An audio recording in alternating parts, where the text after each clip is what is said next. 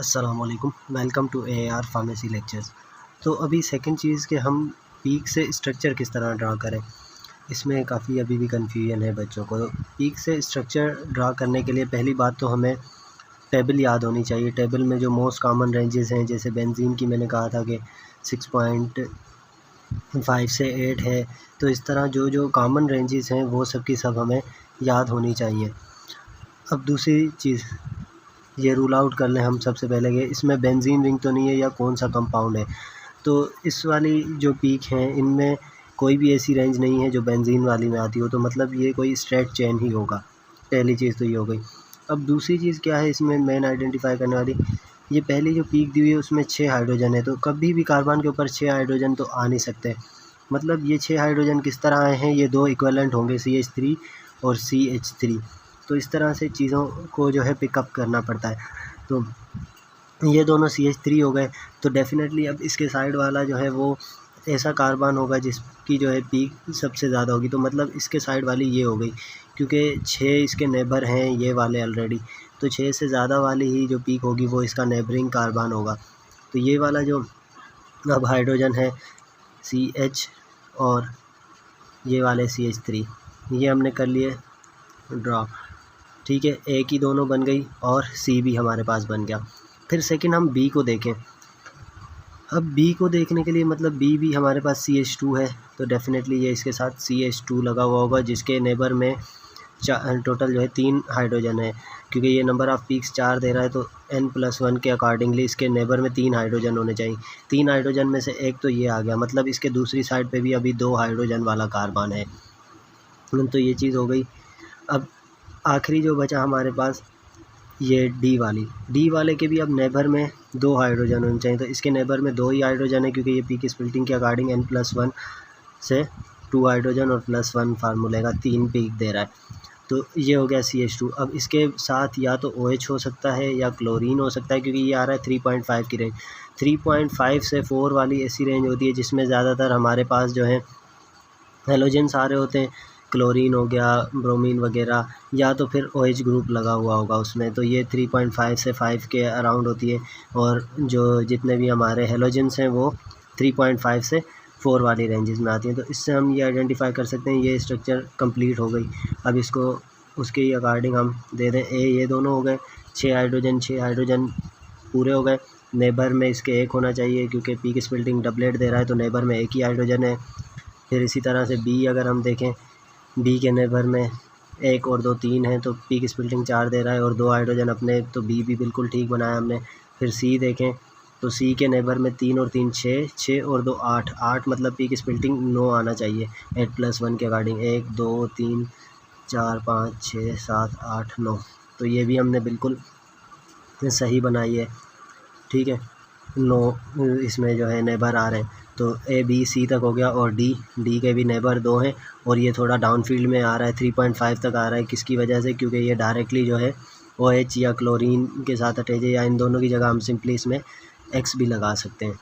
Second, अगर अब हम इस पीक को देखें तो इसके भी n+1 के अकॉर्डिंग नेबर 2 हाइड्रोजन होने चाहिए। इसके n+1 के अकॉर्डिंग 6 पीक्स हैं, तो 5 हाइड्रोजन होने चाहिए, और इसका n+1 के अकॉर्डिंग नेबर वाले कार्बन पे 2 हाइड्रोजन होने चाहिए। दूसरी चीज़ हमने क्या रूल आउट करनी होती है कि बेंजीन रिंग तो नहीं है, इसमें कोई एरोमेटिक तो नहीं है, तो ये भी कोई एरोमेटिक कंपाउंड नहीं है। सबसे पहला CH3 ड्रा कर लिया हमने 3 हाइड्रोजन वाला, और उसके नेबर में 2 हाइड्रोजन वाला है CH2। अब डेफ़िनेटली ये A हो गया हमारा CH3 नेबर 2, ये तो हमने बना ली। अब B के बराबर में क्या आना चाहिए कि वो 6 दे, मतलब इसके बराबर में एक और CH2 हो, तो ये B हो गया। अब बी के नेबर 3 इस तरफ से हाइड्रोजन हमारे पास आ गए, और 2 इस तरफ से 5+1 6 पीक्स आ गई, और 2 इसका अपना नंबर ऑफ़ हाइड्रोजन। लास्ट वाला सी है, सी के नेबर में 2 हाइड्रोजन, तो ट्रिपलेट दे रहा है, और अब इसके साथ फिर से X कोई भी मतलब OH या जो है हमारे पास क्लोरीन वगैरह लगा हुआ होगा, तभी ये 3.5 की रेंज में आ रहे हैं। इसी तरह से अगर हम ये वाली पीक देखें, तो इसमें जो है 6.6 से लेके 6.9 तक, मतलब ये बेंजीन वाली रेंज आ रही है। तो सबसे पहला काम हमारा क्या होगा कि हम बेंजीन बना देंगे, क्योंकि ये बेंजीन रेंज में आ रही हैं। अब बेंजीन रेंज की कौन कौन सी पोजीशंस खाली होनी चाहिए? कोई भी 3 पोजीशंस खाली हैं, 1 2 3, ये चीज़ हमने आइडेंटिफाई करनी है। सेकंड चीज़ हम क्या देखेंगे बेंजीन बनाने के बाद कि उसकी टोटल कितनी पोजीशंस खाली हैं बेंजीन की, वो हमें जो है पीक के ऊपर नंबर ऑफ़ हाइड्रोजन से अंदाज़ा हो जाएगा कि टोटल बेंजीन की कितनी पीक्स खाली हैं। ठीक है, फिर सेकंड चीज़ क्या देखनी है कि वो किस तरह से अरेंज है, वो उनकी पीक स्प्लिटिंग से पता चल जाएगा। ये वाला जो बेंजीन का हाइड्रोजन है वो ऐसी जगह लगा हुआ है कि उसके साइड में दोनों तरफ से जो है ना कोई ना कोई ग्रुप अटैच है। तो यहाँ पे फ़िलहाल हम ग्रुप्स को मेंशन नहीं कर रहे, तो ये आ गया इनके बीच में, तो इसीलिए इसकी जो है पीक सिंगलेट आई है। जबकि दो हाइड्रोजन इस तरह से अरेंज हैं कि वो दोनों के दोनों जो हैं हमारे पास डबलेट दे रहे हैं, ये दोनों नेबर हैं क्योंकि ये डबलेट पीक दे रहा है, ये वाला भी और बी वाला भी, बी और सी डबलेट पीक दे इस वजह से रहा है कि ये दोनों हाइड्रोजन नेबर हैं। तो बाकी 3 पोजीशन सब हमारे पास बच गई।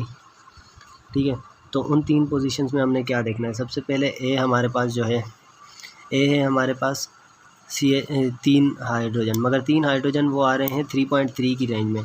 मतलब ये जो अब ग्रुप होगा ना, ये कोई भी ऐसा ग्रुप है जो डेफिनेटली हमारे पास ऑक्सीजन के साथ अटैच होगा, क्योंकि ये 3.5 के नियरर आ रहा है। तो डायरेक्ट अगर बेंजीन के साथ CH3 अटैच होता तो वो तो जो है हमें 2.4 या 2.3 की रेंज देता है। तो ये हमेशा हमें रेंजेस से पता चलता है। 3.3 की रेंज आ रही है तो वो मिथॉक्सी ग्रुप होगा। मिथाइल जो है डायरेक्टली अब बेंजीन से अटैच नहीं है, पहले ऑक्सीजन से अटैच है और वो ऑक्सीजन रिंग के साथ अटैच है। ठीक है, दूसरा हमारे पास 9.5 की रेंज आ रही है। 9.5 की रेंज आ रही है मतलब डेफिनेटली कोई अल्डिहाइड ग्रुप हमारे पास रिंग में अटैच है। तो नीचे से हम इसमें अल्डिहाइड ग्रुप अटैच कर देते हैं, क्योंकि 9 और 10 के अराउंड जो रेंज आती है वो आती है हमारे पास अल्डिहाइड की। तो हमने ए भी बना लिया और ई भी बना लिया, ये दोनों हाइड्रोजन तो कवर हो गए। बाकी अब एक और पोजीशन जो हमारे पास खाली है बेंजीन की, उसमें जो है OH भी हो सकता है, कोई क्लोरीन वगैरह भी हो सकता है, कोई भी हम फंक्शनल ग्रुप या सिंपली उसी की तरह हम इसको X कर देंगे इस पोजीशन पे। मतलब कोई भी हाइड्रोजन नहीं है, कोई रिप्लेसमेंट है, OH की है, क्लोरीन की है या जिस भी ग्रुप की है, उसकी वजह से ये पोजीशन भी हमारी ऑक्यूपाई हो गई।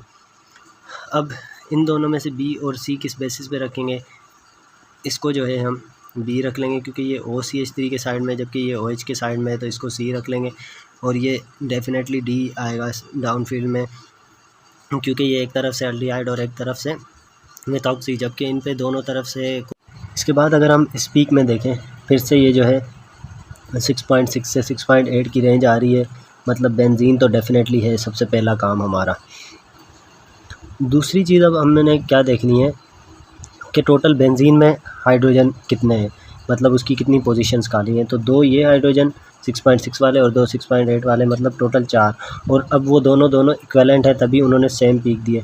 तो हमेशा जब भी हमारे पास बेंजीन में इक्विवेलेंट होते हैं ना, वो इस तरह से होते हैं, या तो ये सामने वाले होंगे या ये सामने वाले, या जो है इस तरह से कोई भी इक्विवेलेंट आते हैं।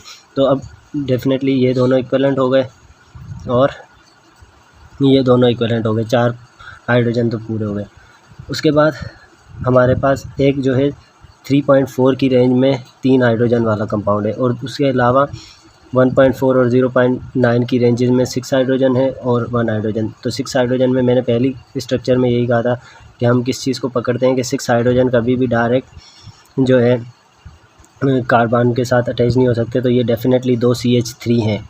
अब ये दोनों CH3 AC पीक के साथ होंगे, जो हमें सबसे बड़ी आ रही है, मतलब ये। तो इसके साइड वाला जो है डेफिनेटली ये है, क्योंकि ये नंबर ऑफ़ पीक्स दे रहा है 1 2 3 4 5 6 7, तो 7 पीक्स दे रहा है। तो मतलब ये CH3 दोनों इस वाले CH के साथ अटैच हैं। तो हमने A और B को इस तरह से आइडेंटिफाई किया कि हम चीज़ों को पिक करें कि ये 6 हाइड्रोजन नहीं हो सकते, वो देखा। फिर उसके बाद देखा कि अब 6 हाइड्रोजन वाला कोई पीक आ रही है, तो डेफिनेटली हमारे पास ऐसी पीक होगी जो 7 8 इस तरह से ज़्यादा दे रही होगी, क्योंकि उसके बराबर में 6 हाइड्रोजन तो हैं और इसके अलावा एक्स्ट्रा भी हो सकते हैं। तो ये अब बड़ी कोई पीक आएगी सेप्टेट में या ऑक्टेट वगैरह। तो इस तरह की हम जो है ना पीक ढूंढेंगे और वो नेबर हमें पता चल जाएगा। तो ये हो गए A और B। इसी तरह अब C वाला जो है वो CH3 तो है, मगर ये CH3 फिर से डायरेक्ट बेंजीन से अटैच नहीं है, तो इसको हम रख लेंगे OCH3। ये जो है मिथॉक्सी ग्रुप है, तभी 3.4 3.5 की रेंजेस में आ रहा है। दूसरी तरफ से जो कंपाउंड हमने आइडेंटिफाई किया था CH, और उस पर दोनों जो है CH3 ग्रुप लगे हुए थे, ये बना देंगे। ठीक है, CH3 हमारा A हो गया, फिर जो है CH ये हमारा B हो गया, ये C हो गया।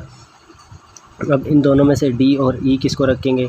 ज़ाहिर सी बात है उसके साइड पे ऑक्सीजन है, जबकि इसके साइड पे जो है मिथाइल ग्रुप और ये हैं, तो हम इसको जो है D रखेंगे, ये वाले जो दोनों हाइड्रोजन है, और इन दोनों हाइड्रोजन को E पोजीशन पर रखेंगे, थोड़ा डाउन फील्ड में ड्यू टू ऑक्सीजन। तो इस तरह से हम जो है इनमें डिफ्रेंशिएट कर सकते हैं, और हम पीक के थ्रू स्ट्रक्चर्स को आइडेंटिफाई कर सकते हैं, स्ट्रक्चर्स को ड्रा कर सकते हैं। फ़र्दर आप लोगों को कोई भी कन्फ्यूजन हो तो आप पूछ सकते हैं। बहुत शुक्रिया।